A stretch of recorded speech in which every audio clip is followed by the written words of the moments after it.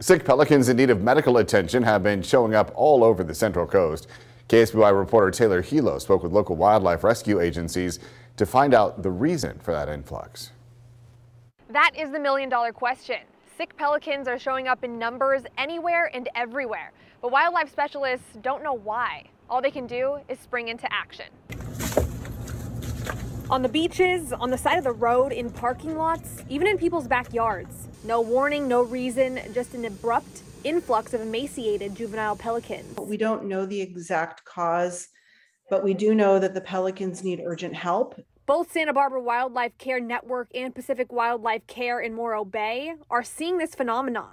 On the South Coast, they've rescued a total of 50 pelicans in just the past few days.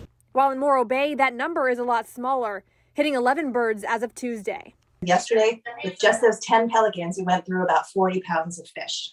The unusual influx comes at the organization's busiest time. Spring is baby season. They get calls about abandoned newborns all the time. But the pelican issue has far outshined the orphaned animals. Dana Sherlock happened to be working the hotline in Santa Barbara when some of the first calls came in. One after another, every time I would write down a call, by the time I had a chance to recheck the voicemail, there were 16 more calls. Rescuers say there doesn't seem to be any type of pattern as far as where the pelicans end up, but the way the callers describe them are almost always the same. They're saying there's a pelican just standing here, zoned out, and I'm walking right up to it and it's not doing anything. It's not moving away.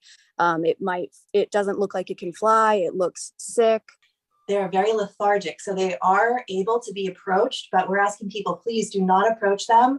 Wildlife groups are asking that if anyone comes across this same scenario, to call the hotline immediately. Because of the overwhelming number of birds in need, they're also asking for help. We also are in desperate need of large soft-sided carriers and crates, sheets, financial donations, and we're also willing to train folks on volunteering here at the center. It's been about 4 days since the first calls came in, and the number of diseased pelicans continue to rise.